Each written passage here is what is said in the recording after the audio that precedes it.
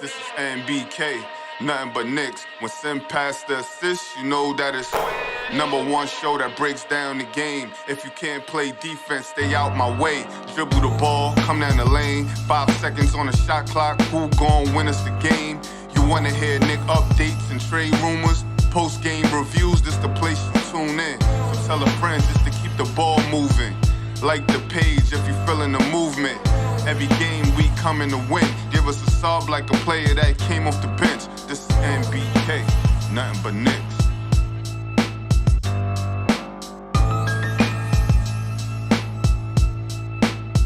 Knicks family, what's poppin'? It's your boy.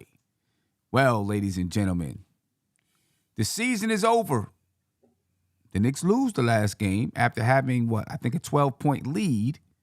But they lose this last game, 141-136 to the Pacers. No defense played throughout the game. A defenseless game, to say the least. But it's over, and the postseason has started for the New York Knicks. They're headed to the playoffs, ladies and gentlemen. But I'm going to tell you what, Andy. They don't get the defense together. Because it wasn't just this game. It's not just this game that the Knicks haven't really played good defense. It's been the last few games that the Knicks haven't played good defense. If the Knicks don't get their defense together, it's going to be tough for them to be successful. You know what I'm saying? What is your thoughts about the Knicks defense? What do they got to do to get it together? Sim, the worst thing is, if we get Randle and Brunson, those guys aren't game changers on the defensive end. Yeah, I mean, you're right. I do think that the Knicks defense is better with Randle than with Obi.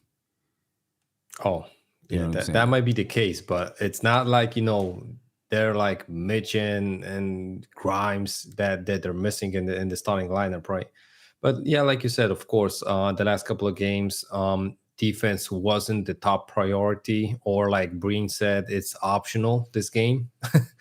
But to be true, these games were meaningless. That might have been the case. The guys didn't want to be worked, over and stuff like that. Maybe that was also the case for guys like Grimes, Quickly, and the rest of the roster, that they didn't care that much, and that was the case. And let's stay with that scenario. Right. I mean, if they didn't care, Tom Thibodeau did, right? Because he called a timeout, and he was livid about what he saw. You know what I mean? And was like, hey, we need y'all to play some defense. And they came out and played better defense, but their defense has just been lacking for most, I don't want to say most of the season, but a good portion of the season. They end the season 19th in defensive rating. Well, their defensive rating is 114.2. The offensive rating is 117. Okay. So their offensive rating, they end the season, and of course, there's still some teams that have to play, so this is, it can change, but, it's pretty close. They end the season 4th in offensive rating and 19th in defensive rating. Well, the Cavaliers are 8th in offensive rating, and the Knicks and the Cavaliers are number 1 in defensive rating. Okay, so let me say that again. Cleveland Cavaliers are number 1 in defensive rating and number 8 in offensive rating. The Knicks are number 4 in offensive rating and number 19 in defensive rating. A lot's going to come down to this defense. The Knicks have got to figure out a way to play better defense. We've seen them play good defense, but they haven't played good defense in a while. Yeah. And I think it's going to be hard for them to win if they're not playing good, strong defense. You know what I mean? Yeah. Not to mention, Sim, that this Knicks team isn't that experienced that they can just, turn it on and off. They don't have that magical switch that is like, okay, listen, this game, we're going to play defense, and boom, and we're just playing it. So, like you said before, sometimes these couple of last games would be more important just to keep up with the pace, with the game style that we are preferring to play, instead of just, run around and use these 3 games as cardio practice or scrimmages. Yeah. Yeah. Over the last 10 games, the Knicks offensive rating is 119.3. I'm sorry. The Knicks defensive rating is 119.3 over the last 10 games. And that's 24th in the league. And then offensive rating, the New York Knicks are number 1 in the league over the last 10 games at 122.3. In your opinion, can the Knicks win? So one of the arguments that I've had about this team, and I still think it's true, that they can't score high and play good defense at the same time. I just don't, for whatever reason, this team, I don't see that they can do it. It's one or the other, right? They either score high and play good defense, or score high and play bad defense, or score low and play good defense. The middle range is, 112 to 115 points. I think that's where they fare the best, but they've been scoring a lot of points. Can the Knicks win by scoring? Can this team outscore other teams, I guess? Because they're not playing defense when they score a lot of points. Last 10 games, again, 122.3 points. That's the offensive rating is 122.3, defensive rating 119.3, with a positive net rating, right? That's a positive net rating, but can they do it? Can they win through offense? In my opinion, there is a chance that they can win with offense. What we got to realize is that Emmanuel Quickly and Quentin Grimes, I'm going to underline that name. Last couple of games, he has been tremendous. Obi as well has stood up into the absence of Julius Randle on the offensive end, at least. Mm-hmm. So there is a possibility that we can outscore the opposition in the Cleveland Cavaliers. But like you said, and I said this throughout the season, that the Knicks aren't consistent enough, and we play up to par with the opposition. So if they play a fast-paced game without defense, we just try to go with them. That's why we were playing, and there were rarely blowouts with or without the Knicks in the game, right? I meaning, like, if we won, we didn't blow out teams like huge numbers. It was like 10, 12, 15 points. It wasn't like a 40-point game consistently. Sometimes it happened, but it wasn't like that big. And the opposite way around too. So the Knicks weren't getting blown out by 40 points in the season. Meanwhile, previous seasons, we saw that happen versus certain opponents. So we're rather that team that doesn't have the offensive power to jump out to a 25, 30-point lead and keep it that way. Even if we get the lead, we tend to lose it. And it's a closer game, going closer to the end of the game, right? Yeah. So, yeah. We will see. Tonight, ladies and gentlemen, the Knicks lose today, they lose to the Indiana Pacers. All right, 141 to 136. The Knicks were letting scoring by Obi Toppin. All right, Obi had 34 points tonight. Emmanuel Quickly, 30 points. Quentin Grimes had 22 points. R.J. Barrett, 18 points.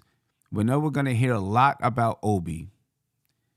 So your thoughts, man, down the stretch of the season, Julius Randle out, Obi Toppin gets to start like the last 5 games, puts up some impressive numbers during those games. Your thoughts on Obi? offensively, numbers were impressive. Defensively, eye test still probably don't pass for his play, right? Then again, I'm really surprised how confident he became with his shot. That shot this game showed that he's just catching and shooting it like he was a shooting guard.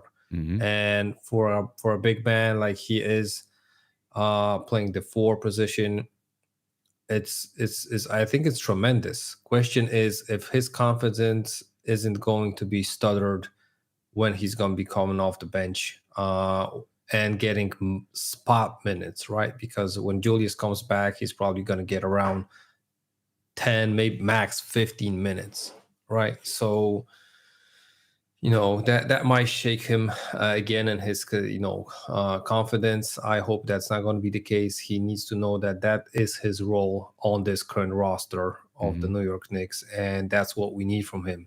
Staying aggressive, being aggressive, and like you mentioned when we were watching the game together, that he has that nice touch around the hoop. So it doesn't Right. have to be a 3-point shot always. He can make a move, try to go to the hoop, and his finishing around the rim might be one of the best on the Knicks roster. Yeah. Yeah. I mean, I think it's the best on the Knicks roster. His ability to finish.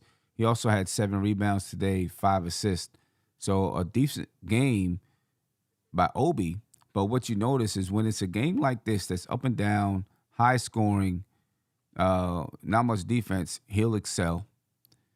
But when you get in tougher games like versus the Pelicans, he only 9 shot attempts. Right.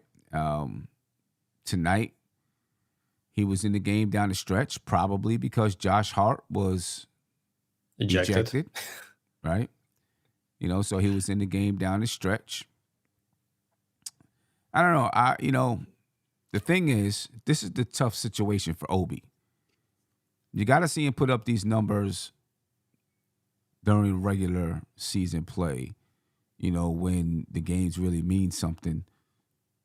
And unfortunately for Obi, he's not going to get a chance to do that here as a Knick. He's not going to get a chance to prove that he can put up these type of numbers. And I'm not talking about 34 points a game, but, put up 20 and 8, a game. He's not going to get the chance to do that here unless somehow, some way Tom Thibodeau decides to play him with Julius Randle, and that's not going to happen. You know what I mean? I don't think it's going to happen. We haven't seen it happen. Not much. Tom Thibodeau isn't a fan of the lineup. So, Obi right now, I think he's cool with where he is. But one of these days, he's going to want to try to prove that he can be a starter in this league and produce on, a good basketball team. But for now, we need Obi to be there and be ready for the playoffs, which I think he's going to be. And listen, if the Knicks do well in the playoffs, everybody's looked at in a different light. Even Obi. You know what I mean? Everyone's looked at as if they're good. And people start wanting to pick players off of the Knicks squad and pick coaches off the Knicks squad. Talk about coaching a little bit later. But, what are you expecting from Obi? Because Randle looked a little bit healthy. He was out there throwing T-shirts into the crowd. He should have not been throwing T-shirts into the crowd. You don't need to put any extra pressure on that ankle until you need to, but he was throwing T-shirts into the crowd with his son. Seemed healthy, looked healthy, no boot on his ankle. You know what I mean? What are you expecting from Obi?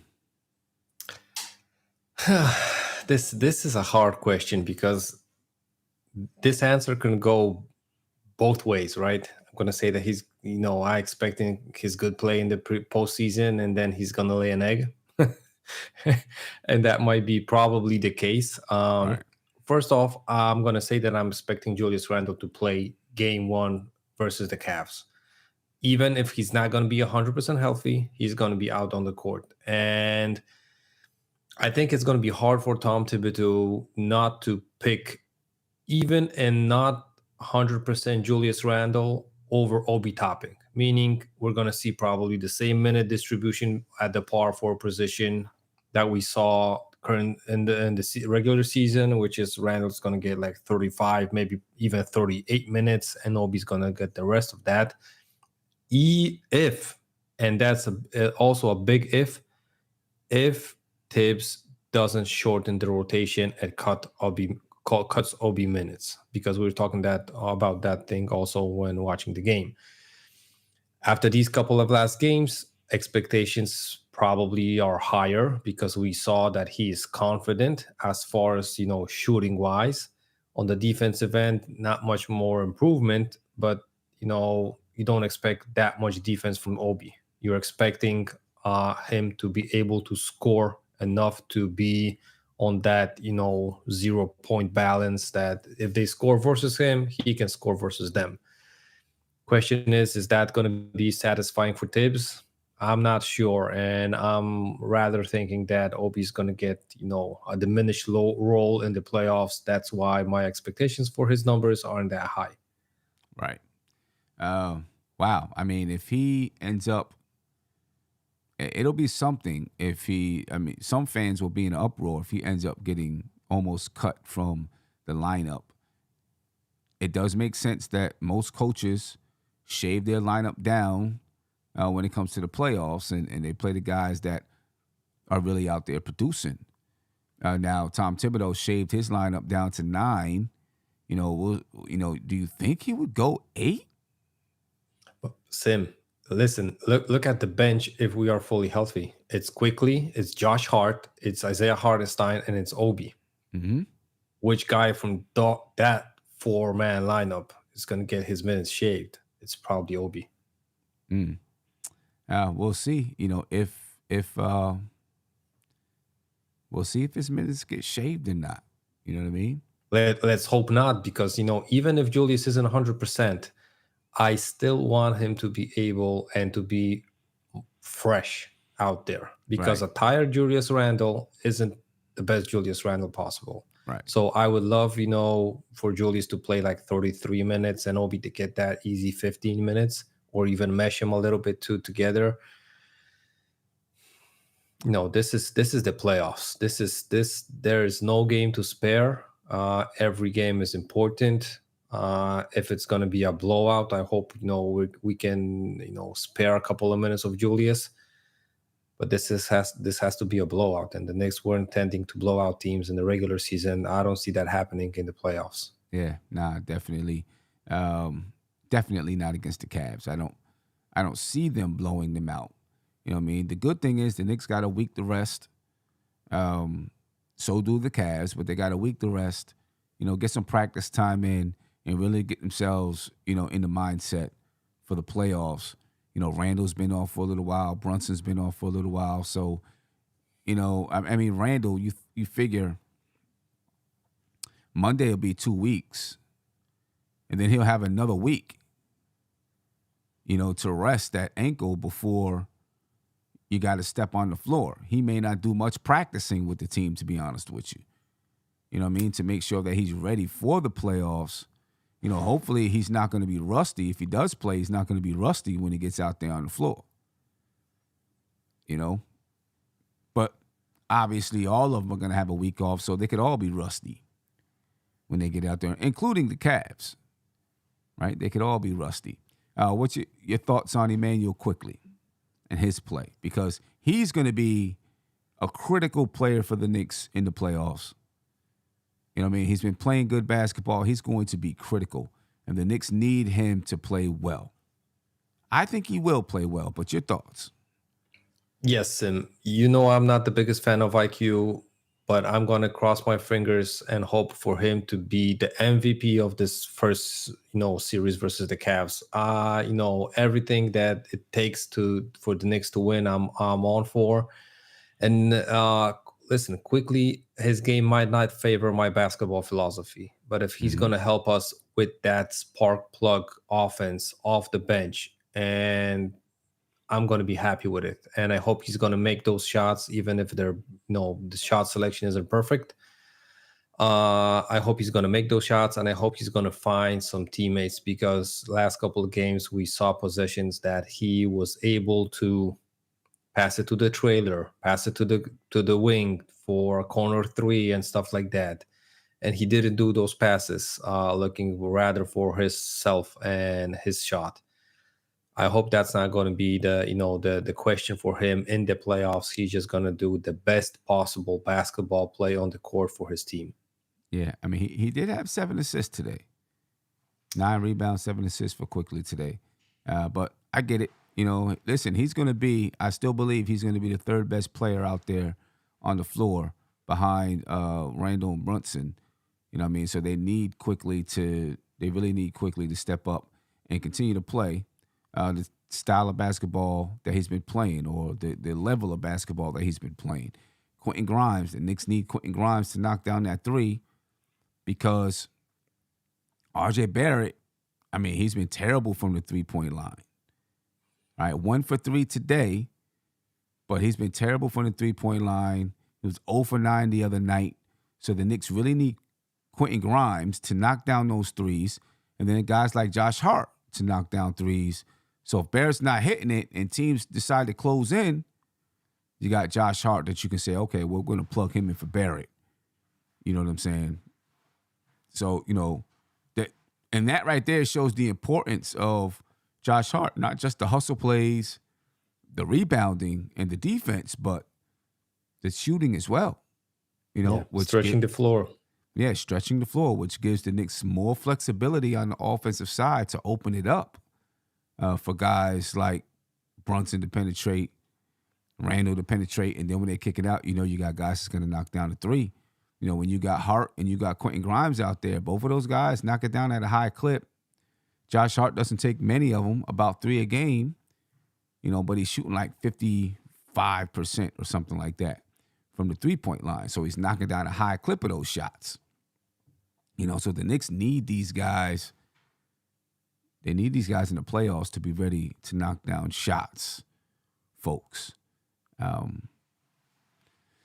So there you have it. This is the season, ladies and gentlemen. The season is over. And we're on to the playoffs, bigger and better things. But for the last game, it was a high-scoring affair. Knicks lose 141-136 to the Indiana Pacers. Tom Thibodeau played his guys, the guys that were played them their regular minutes, right? RJ Barrett played, 32 minutes tonight? 36 minutes for Obi Toppin. Tom Thibodeau is going to do what he does. That it is what it is. He is sticking with his philosophy, sticking with, basically, I'm not throwing a monkey wrench into anything. I don't mind it. And I'm sorry, RJ Barrett had 37 minutes today. Obi Toppin, 36 minutes. Emmanuel Quickly, 36 minutes. Quentin Grimes, 31. Mitchell Robinson had 27 minutes.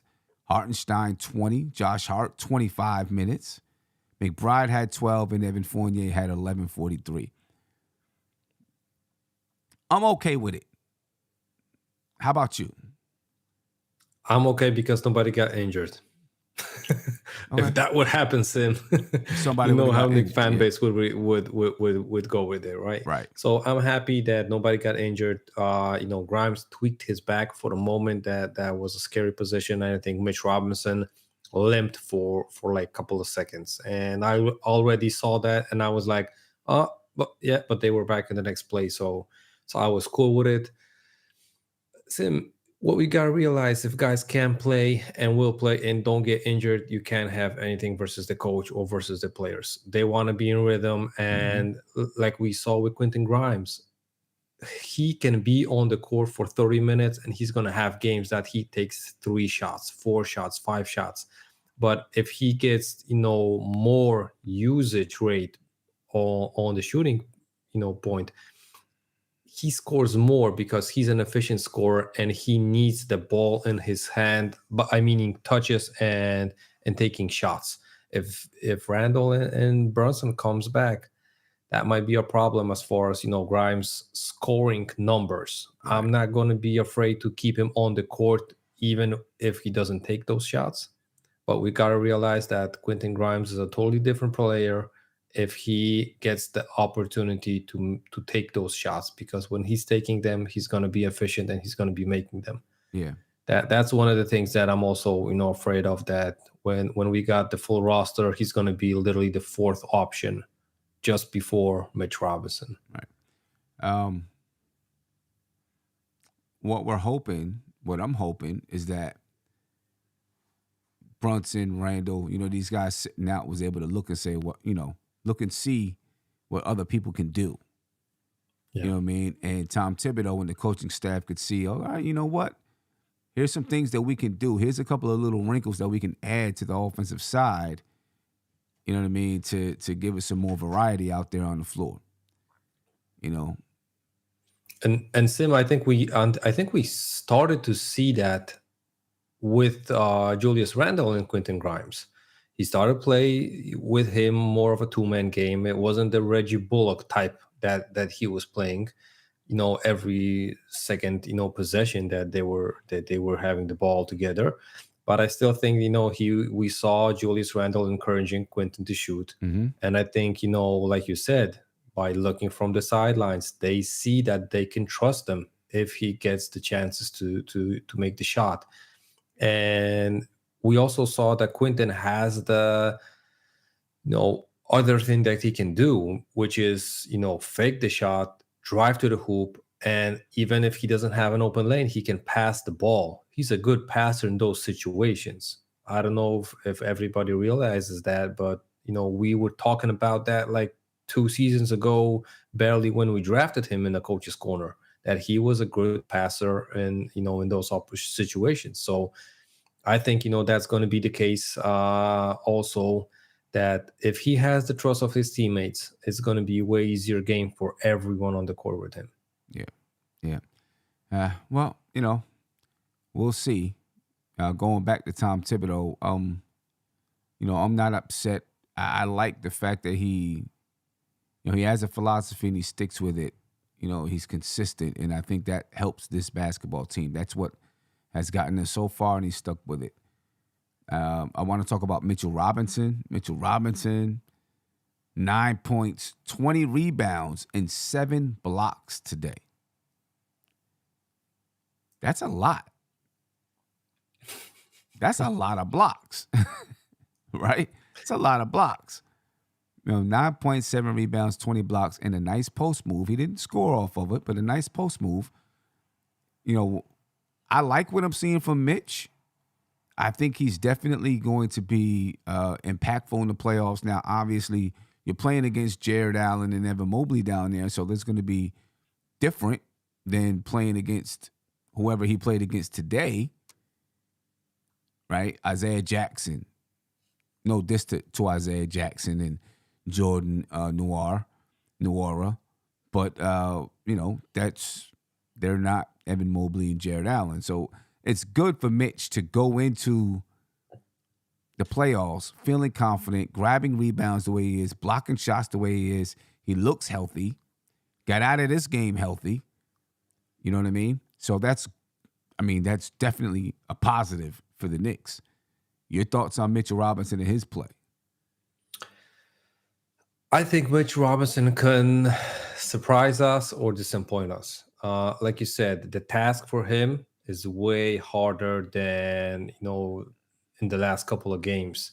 Two tall, lengthy, athletic guys in Evan Mobley and Jared Allen is a totally different piece of bread than like you said, Jordan Nwora and Isaiah Jackson. Not to mention those guys. I think Jared Allen. I think both of them were considered to be to play in the All-Star game before Jared Allen got injured. So different caliber of opponents for him, but I could see him having such a good game that he can abolish both of those guys, but also he can have a game like 2 points and 5 rebounds versus those guys. I think it's, and it's not about the tactics and the schemes.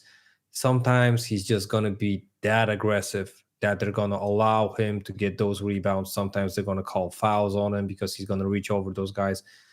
I just hope he doesn't get mentally disengaged in the game and is going not to play the style that he needs to play in that certain game. I'm meaning in the angle of the referees. Right. I think that might be Mitch's problem. Right. I mean, listen, the Knicks need Mitch to be out there in the right mental state. You know what I mean? And just ready to ball. Not worried about anything else. Not worried about the amount of touches he's getting on the offensive side. None of that. We just need Mitch to be Mitch. You know what I mean? We can worry about all that other stuff in the offseason. Just be Mitch and play ball. Right? That's all the Knicks need from Mitchell Robinson during this playoff series coming up. I mean, the Knicks had 53 rebounds and Mitch had 20 of them. He's not going to get 20 nights every night against Cleveland, but rebounding is going to be one of the keys to this series. So the Knicks need Mitchell Robinson to smash boards, grab 10 to 12 rebounds a night versus this team. You know what I mean? And I think he can do so. He's going to be in some battles, but, I think he's there and he's ready. Looking at the rest of the stats for the night, 53 rebounds for the Knicks, 29 assists for the Knicks, 8 steals, 8 blocks, 15 turnovers. They shot 48% from the field and 37% from three, but it wasn't good enough because they gave up 141. 44 rebounds for the Pacers, 33 assists for the Pacers, 8 steals, 9 blocks, 15 turnovers. The Pacers shot 51.7% from the field and 55.9% from the three-point line. That's not going to get it, man. The Knicks have got to dial it in on the defensive end in the playoffs. They got to, or they're going to be done. Points in the paint, the Knicks had 74 points in the paint. The Pacers 44. The Knicks 17 second chance points. The Pacers 7. Then fast break points. The Knicks 24 and the Pacers 17. Eric L. Beats was in the little watch along with us, and he mentioned fast breaks, that he thinks the Knicks need to capitalize on fast breaks against the Cleveland Cavaliers. And I agree. Because, with two teams that may be playing some tough defense, transition buckets may be at a premium. You know what I mean? So every easy point you can get, you should try to get, right? Exactly. You got to get any easy point that you can get. You got to capitalize on those. You got to capitalize on turnovers. You got to make the Cleveland Cavaliers pay off of mistakes. You know what I mean? They got to make them pay off mistakes. Looking at the rest of the NBA, because there's, playoff implications all day long. Early games, Chicago beat Detroit 103-81. Houston beat the Wizards 114-109. Game doesn't really mean anything. The Raptors beat Milwaukee 121-105. Miami beat Orlando 123-110. All right, Charlotte beat Cleveland. I just lost it. I don't know where it went. But Charlotte beat Cleveland 106-95. All right, and then you have games going on today. There's a bunch of games that's at the half. Well, we got more. Atlanta beat Boston. Atlanta lost to Boston. Philadelphia beat the Brooklyn Nets. Right now at the half, Dallas is losing to San Antonio as expected because of what Dallas is doing. Right? The Pelicans are beating Minnesota 55-47. At the half, Memphis is up over OKC 49-47. Sacramento is over Denver 67-59. Utah is losing to the Los Angeles Lakers 65-56. Phoenix is beating the Clippers 49-44. And the Golden State Warriors are smacking the Portland Trail Blazers 84-53 at the half. That's at the half. 84-53. So when you're looking at just what's going on with the playoffs right now, the Golden State Warriors, the Los Angeles Clippers, the Los Angeles Lakers, like these teams are in a deep race right now. They're in a deep race, right, to figure out who's going to be where.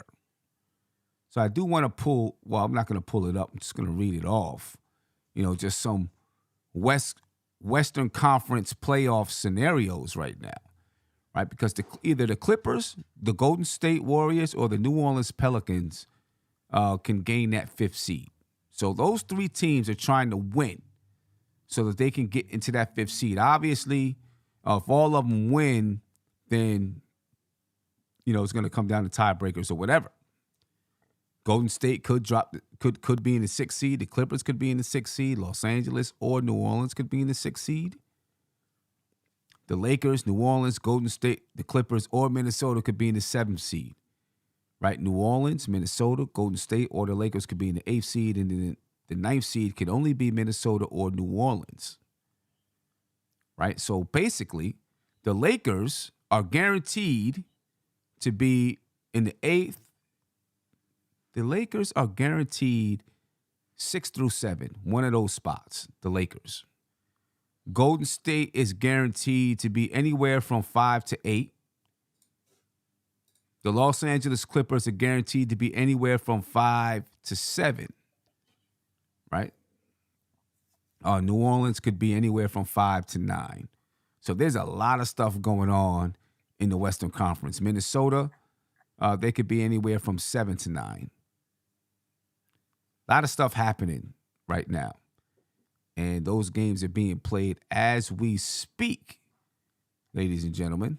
Being played as we speak. So we'll see who's going to do what. Some interesting things happening right now out there in the Western Conference. Your thoughts about the West and what's happening? Well, like you said, it can be a tussle there. Teams are going to be playing to the last minutes to get the best positioning for them. Listen, when you look at the standings and you look at the team, for example, at the Warriors, they are playing probably the Sacramento Kings. That can be easily an upset. The Golden State Warriors, such an experienced team. Like Klay Thompson said, I don't think there's a team that can beat them in a 7-game series. And, looking at the experience that the Sacramento Kings have coming back to the playoffs after 10 seasons or even more seasons of an absence, I think that series can go easily for the Warriors. I'm interested how the Suns are going to do, because we know that the Suns' talent and the potential they have on that roster is tremendous. Right. Question is if they're going to be able to stay healthy to play throughout the playoffs. Right. The same goes with the Lakers. Whatever you want to say, and I'm not a huge fan of LeBron and AD and guys on that roster, but still, they can win that game and they can cause trouble even to the Memphis Grizzlies, who lost Steven Adams. They're one of the pillars of their offense, in that series. So I envision that there can be plenty of brackets shattered, even in the first series in the West. Yeah. Right now, the Clippers are currently in the 5th seed. The Golden State Warriors in the 6th seed. The Lakers in the 7th seed, and the Pelicans are in the 8th seed. If Golden State and the Clippers, if they both win, I'm assuming it would be the Clippers, because right now they're both 43 and 38, and the Clippers are in the 5th seed. So if they both win, I'm assuming the Clippers would remain in the 5th seed. Golden State, but the Clippers are also losing to the Suns currently. They're losing to the Suns, right? Yeah, the Suns are playing basically for nothing this game. So, it depends. But if the Clippers don't win the game versus the Suns and the Warriors win, they're going to jump into the 5th seed. Right. Exactly. Right. And that will be a hell of a series. And Golden Warriors State and versus Phoenix. the Suns in the first round. I'm sure Adam Silver is hoping for that one. He might call out the refs in the half. Right. I'm sure he's hoping for that one, because that would be a heck of a series right there. Yeah, and full of stars, right? Full of stars all over the place. Everyone would want to watch that series. And then that would mean there's a possibility of, oh no, it's not. If that were to happen, and then who knows? We'll know by the end of the night what the playoffs look like for both sides, and then we should know the playoff schedule, right? Been waiting forever for the playoff schedule. Right now, all we know is that the playoffs begin on April 15th, but of course you have the play-in, right? So on April 11th, which is, what's that, Tuesday? Miami versus Atlanta in the East. Playing game 1 is Miami versus Atlanta. The winner goes to the 7th seed, advances to the playoffs in the 7th seed. And then playing game 2 on April 11th. Oh, that can't be They both can't be on. In the West. In the West, game 2 would be the 7th seed versus the 8th seed. We'll find out who that is. In the East, on April 12th, Chicago versus Toronto. Right, and then the winner of that game plays the loser of Miami Atlanta. versus Atlanta. Right.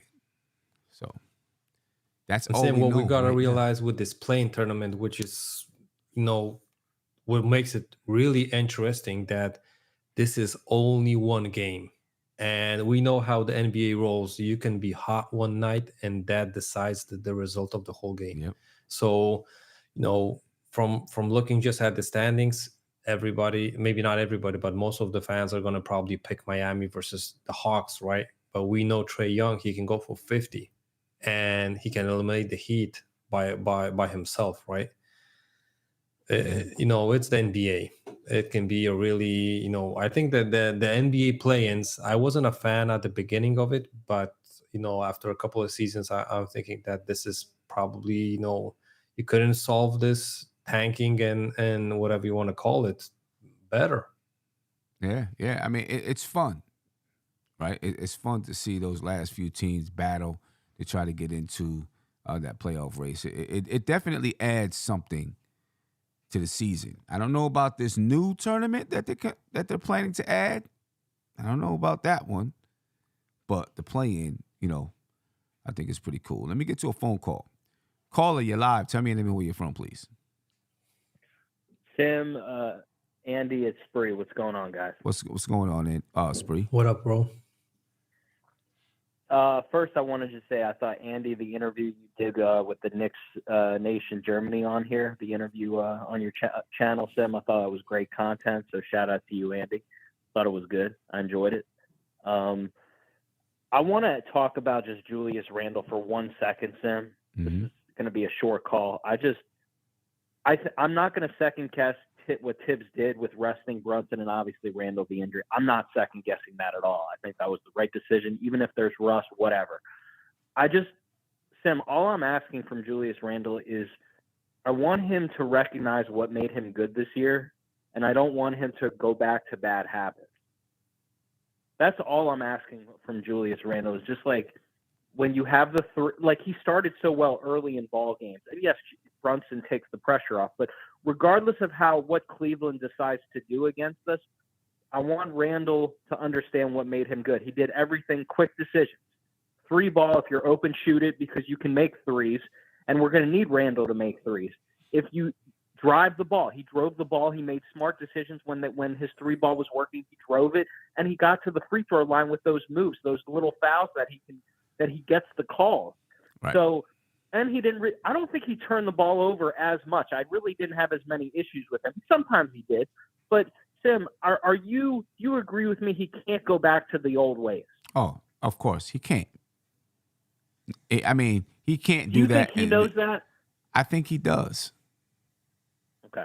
I think he does. I think he can see the success that the team had, and is going to come in and play the way. I think he's going to come in and play the way he's been playing all season long. I mean, I'm thinking about what Cleveland's going to do, and I'm just saying, Tim and Andy, regardless if they. A lot of people are afraid because of what happened a few years ago in Atlanta, right? I'm not sure that Bickerstaff is Nate McMillan. Yeah, I don't think he is defensively astute as Nate McMillan in scheming in that way, in my opinion. Right? I don't, Nate McMillan had a very good scheme against Julius Randle in that season. And Julius Randle was confused. And I think because of that, Julius Randle has learned a lot about how to deal with different types of defenses. And I'm not discounting Bickerstaff at all.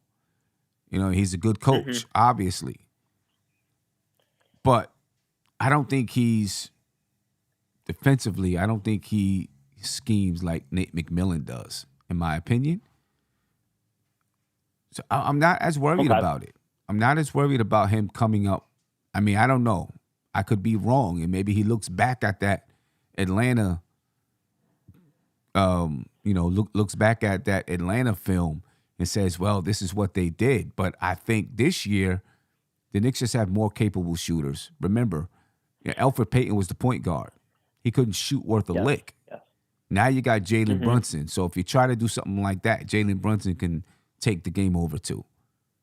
You know what I'm saying? And then you got I Quentin agree. Grimes who can I knock agree. down the three.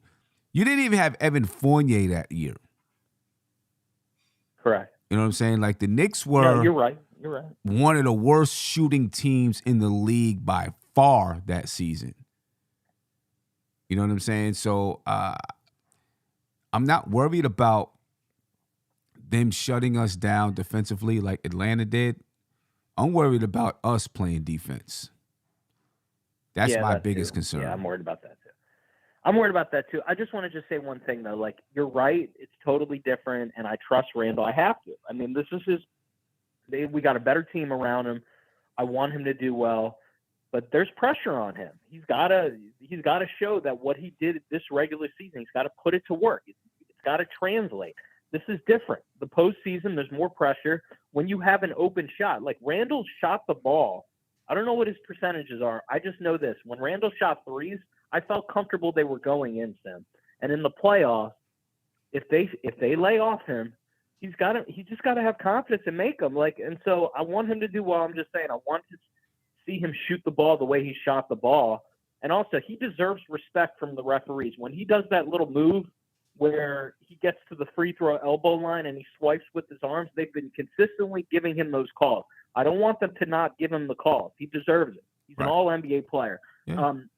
One last thing from you, Sim. You said you're concerned defensively. What's your biggest concern? With this team defensively right now, a lot.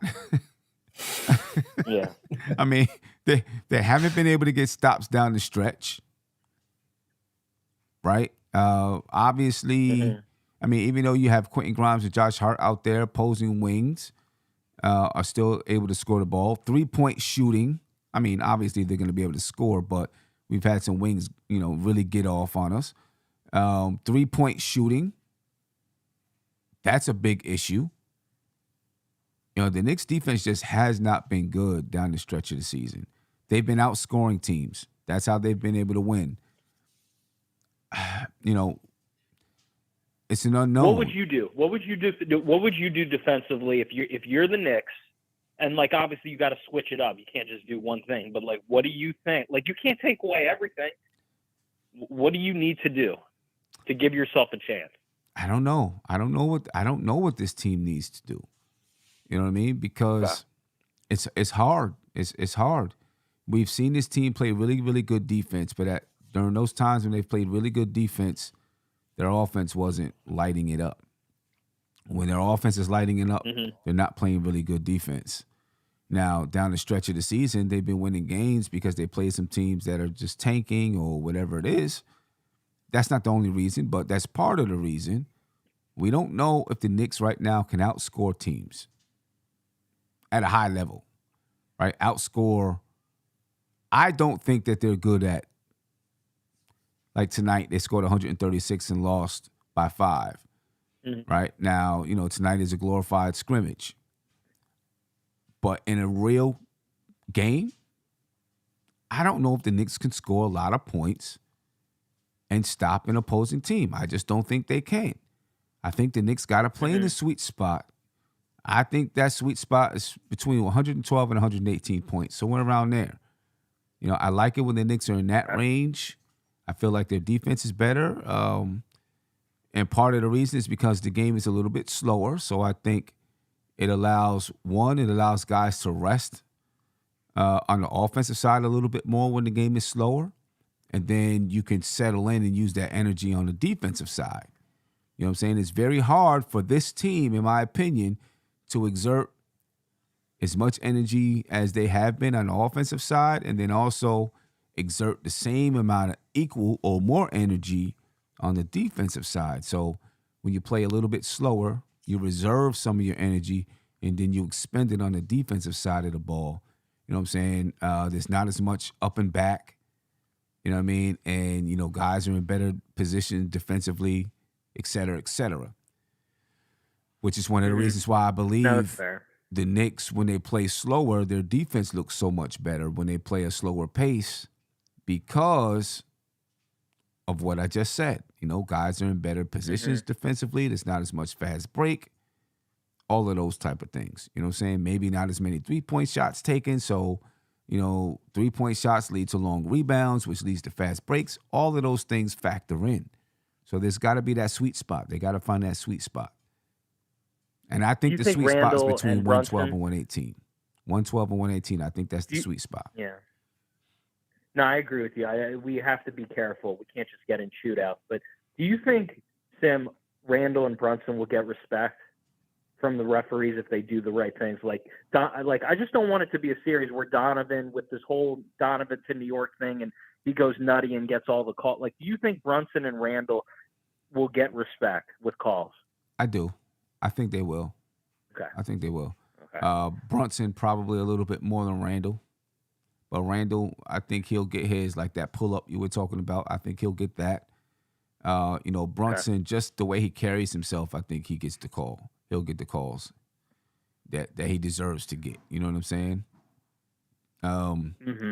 Here's the thing. If I'm Randle, because Randle is always a bundle of nerves anyway, right? High anxiety guy, high anxiety player. I'm starting the series off relying on Brunson, and then I'm easing my game in. I'm going to rely on Brunson. Let Brunson start it off, getting us going, getting to the cup, and then I start to bring my game in and ease my game in. You know what I'm saying? Especially since I haven't played for so many weeks. But the Knicks I have so agree. many more weapons all the way around this year. Emmanuel Quickly's playing well. Yeah, so many more weapons. Do you think Randle will make open threes at the clip he made it in the I guess what I'm saying is, if Brunson goes off, we start with Brunson. I totally agree with you. I'm just saying, do you think nerves will not play a role if he gets his shots? He's going to play the way we saw. Do you think he'll make open threes? Do you think he'll put up and give us the efficiency? I do. You're confident in that? So I'm confident because one of the things against Atlanta, Randle got kind of confused about where to take his shots, and he was hesitant to take shots sometimes, or second guessing the shots that he was going to take. And then that went over into the regular season because teams saw how Atlanta defended the Knicks, and that wasn't the first time Atlanta defended the Knicks that way. San Antonio Spurs actually started defending the Knicks that way, but they saw how Atlanta defended the Knicks, and teams were using that all season long. Plus a zone, and Julius Randle was not sure where to take his shots, and he would second guess it. Now he's not second guessing; he's just taking a shot. Whatever shot he sees that's available, he's shooting it, which means he's shooting it in rhythm and he's not thinking about it. That's why I'm confident that he'll be able to come out and, shoot at a good percentage. Because he's not thinking about the shots. He's just taking what he thinks. Then I think we're going to win the series. Then if you feel confident, then I'm saying the Knicks are going to win the series because I agree. We can't get in shootouts. We got to play defense. Mitchell Robinson, you guys spoke on it. We can't get as good as Hartenstein's playing. Let's not kid ourselves. We gave Mitchell Robinson the money for this series. This is what Mitchell Robinson has to do. And we got to get out and run. We can't get everything in the half court. We got to find a way with Hart, whoever, just push the ball. Brunson, get stops. They're a load. It's going to be a great series, Sam. But if you trust Randle, and we'll work him in, let's start with Brunson because he hasn't played in a little bit. If you trust Randle this go around to do what he did, he had an incredible year. He's got to shoot the ball. He's got to not turn over the ball. He's got to do everything quickly, and he's got to get the foul calls because he's an all-star player. And if he can do that, then we can make a lot of noise. But you have a good one, my friend. I appreciate you, Spree. No doubt about it. All right. And ladies and gentlemen, just for the sake of having a little bit of fun here, to show you how tight this series could potentially be, from December 1st until today, the Cleveland Cavaliers and the New York Knicks are tied in records. right? The Cavaliers are 37-23, and the Knicks are 37-23. And both teams are within an earshot of the best teams in the league. I mean, Philadelphia from December 1st until now, 42-18. Milwaukee from December 1st until now, 43-19. Boston, 39-21. Memphis, 39-21. Denver, 38-22. The Cavaliers, 37-23, and the Knicks, 37-23.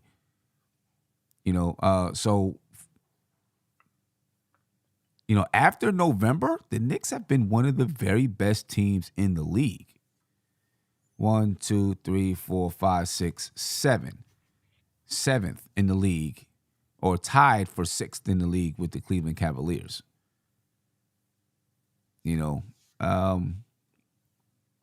That's pretty good company to be in when you look at those teams. Philadelphia, title contender. Milwaukee, title contender. Boston, title contender. Denver, title contender. I'm not sure about the Grizzlies right now, but, it's pretty good company. Pretty good company. Looking at that, Andy, what do you think? I mean, how high are the Knicks since December 1st? They've been one of the very best teams in the league, one of the top 6 or 7 teams in the league.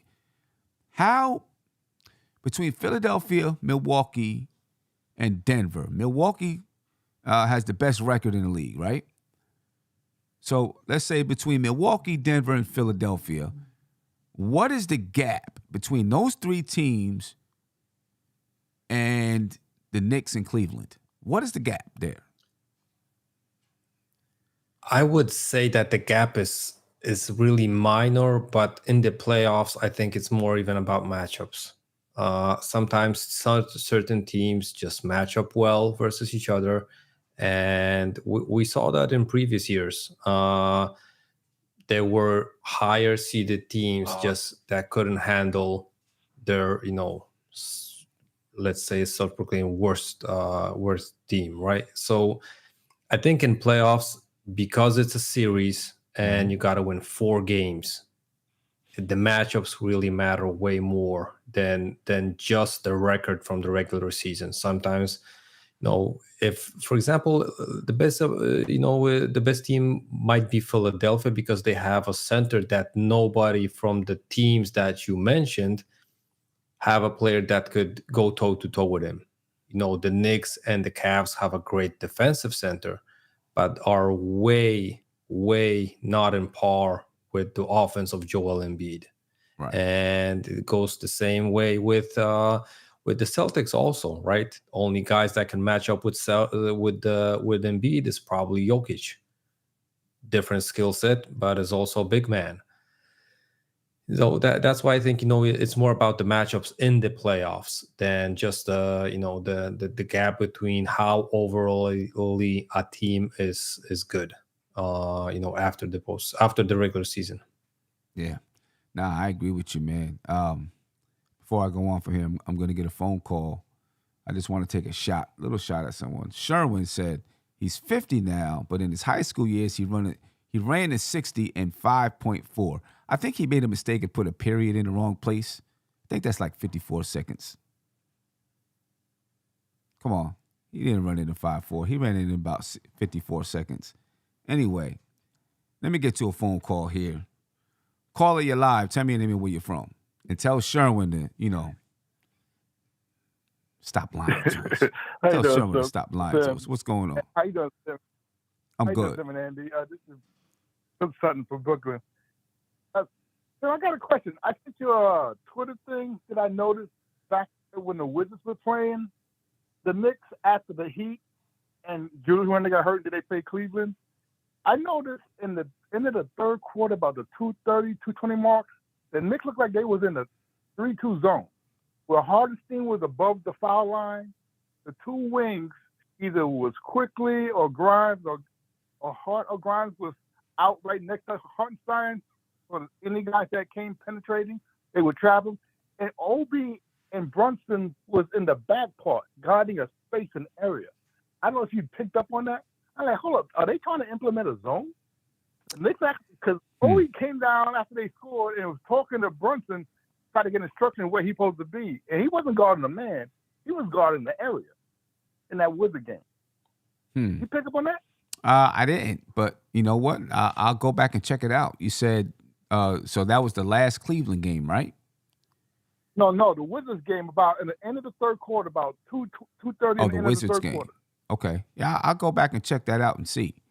Because the Wizards ain't got no score. They had no scores in the game, and I'm like, hold up, is Tibbs trying to put in a zone now? Yeah, I have to go check that out and see. It could be that they were playing a little bit of zone. You know, Tom Thibodeau isn't big on playing zones, but you never know. Right, because it didn't look like the normal zone with the centers behind the foul line. Isaiah Harty came in front of the foul line, and they had 3 guys in the front, 2 in the back. Right. I mean, the only thing I would say is if they were playing a zone, Hartenstein isn't the guy that I would put up top in the zone. You know, sometimes, you get in situations where the guy you're defending is out of position, and so you got to be, you go a little bit out of position defensively or something like that. But I'm gonna go check it out because it's possible. It could be. I'm gonna go check it out. I didn't peep it, but I'm gonna go check it out. Because the way they were doing it, Harty would come up, and when the team tried to do a pick and roll, the 2 wings were trapping whoever was trying to come around the pick, making them pass out. Right. And Obi and Brunson back there in that spot. So if someone came to them, then Harty would have go back in the paint and double team that way. I'm like, okay. Now, if they were doing some double teaming, then you know what I mean. Then it's gonna cause guys to play in the passing lanes too, which is gonna essentially be like a zone. You know what I mean? Because you got to play in those passing lanes to help out, the double team, so that they don't get off just an easy pass here or an easy pass there. You know what I mean? It would be interesting if they were working on a little bit of zone. Since Randle was out, because they started. I noticed it after Randle got hurt with Obi to help out on penetration. Right, to help on. I haven't seen it lately. I just noticed it real clearly in that Wizards game, which threw me. Yeah, we'll see. What's your thoughts on this playoff series, man? 6 games, Nick. I think besides Spider and their rookie, who everybody keeps saying is better than RJ, we should have picked him instead of RJ. I don't see any more other scorers. I don't see who else on that team from the outside is going to see that Wade dude and Love with Spider killed us that first game. Other than that, I don't see the outside scoring on Cleveland. And if Grimes and Quickly could help out with Brunson and Randle, we got enough scoring to outscore them. Okay. So I say us in 6. Okay. All right. I'm hoping because, if we're going to win it in 6, that means game 4 is going to be, the Knicks going up 3-1 or something like that. That's going to be a big one. So it's going to be a big one. And before I go, I just got one thing to say. Tell Bubba he got some hope for the Knicks because we got 2 Isaiahs. We got Emmanuel. The Knicks are getting biblical names up in there, so he got a shot. He got a shot. Right. No doubt. Hey, I appreciate you, man. All right, man. All right, later. Yeah. I don't know. I don't recall that the Knicks were playing zone at that point, but I'm gonna go back and check it out and see. I mean, see if Tom Thibodeau changed his stripes a little bit. I doubt it, but we'll see. Other news around the league, coaches already losing their jobs. Right? How many coaches have lost their jobs already or moved on to something else? Well, Steven Silas, that's for one. His contract is not going to be extended by the Houston Rockets. For what we heard, Dwayne Casey is going to move up to the front office of the Detroit Pistons. So that job is going to be vacant. Mm-hmm. And I'm not sure, but I think if I'm correct, Nick Nurse didn't get any contract extension and is probably going to be looking for a job. Okay. All right. he won't have a hard time finding a job. I can tell you that. Talking about Nurse, not at all. And Silas over there in Houston, I mean, I think he was done with that team, done with those guys. I don't know how many times in press conferences he'd get into the press conference and, you know, start spewing off stuff about the team not playing hard, this and that. You know, I think he was done, ready to go. And I think Silas will probably end up as an assistant somewhere. I don't know if he steps right in to get another coaching job. Definitely. Yeah, probably ends up as an assistant. But, you know, Nick Nurse, he'll get a job. That's without a doubt with somebody. And Dwayne Casey going into the front office. You know, and I think that may be a case of the team is so young and maybe there's just too much of a generation gap, you know, between Dwayne Casey and the team that he has that's, you know, they're going to have a chance to have the number 1 pick this season. You know, they might want a coach that's a little bit younger. Who might be for that Detroit job? Which coaches might be in play? Same for young guys that like to run. As always, Kenny Atkinson, probably. Mm-hmm. He's an assistant now, but you know that name is going to come up, of course, in every occasion. I don't know about Mike D'Antoni if he's interested in you know being a head coach again in such, like you said, such a young team. Will they respect him that much? I'm not sure, because I don't recognize that the guys that are currently on the Pistons, that they even remember the teams that he was, you know, putting up there in Phoenix with Steve Nash and Amari Stoudemire, right? Yeah. Those guys might be not interested in NBA at that time. Yeah. And you think Johnny Bryant becomes a candidate for that job? That might be also the situation. We heard already, you know, a couple of names. Johnny Bryant wasn't on that list, but listen, going deeper into the offseason, more coaches movement probably going to happen, and Johnny Bryant might be, you know, in those interviews last season. His name was mentioned, and he was taking interviews. So I wouldn't, you know, say that's not going to be the case this offseason. Yeah. We'll see. I'm pretty sure, you know, after tonight, there's going to be a lot of coaches let go, and there's going to be names floating around everywhere. And we'll see if people try to pick off some coaches from the Knicks. The last few years, we've had assistant coaches picked off and move on to other teams, college, you know. So we'll see if that happens again this season.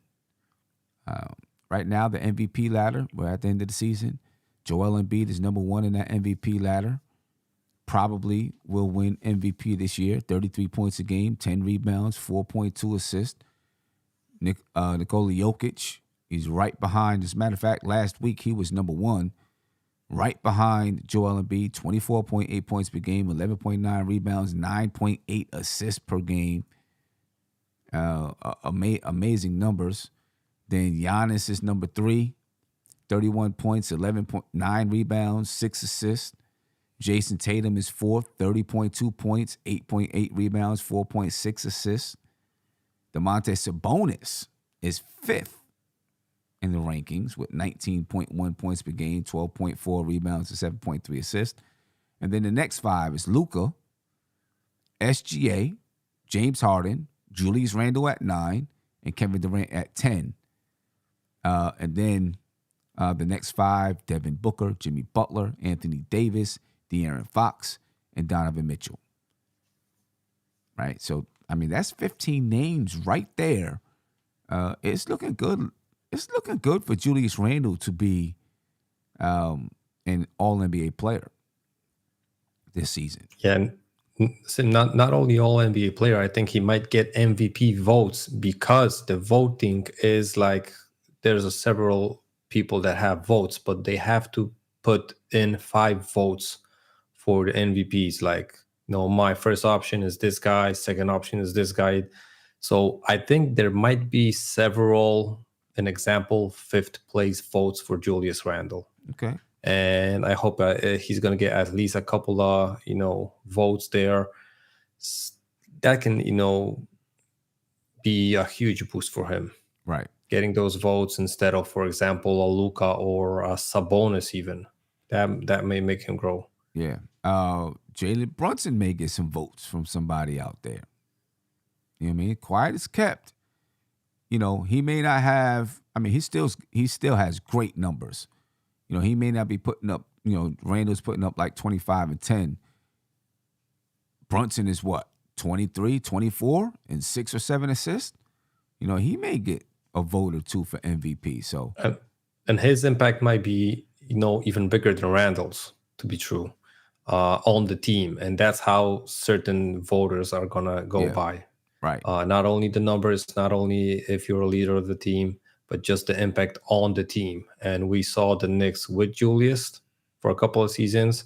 We see the Knicks now with a guy like Jalen Brunson at the as a floor general. So yeah, I think he might cope a vote here and there. Yeah. We'll see. Hey, I mean, look, the Knicks, man, two good players that still have time to grow. Always a great thing. Defensive, they have, I've never seen this on NBA.com. They have defensive rankings. The defensive rankings. Brook Lopez is number 1.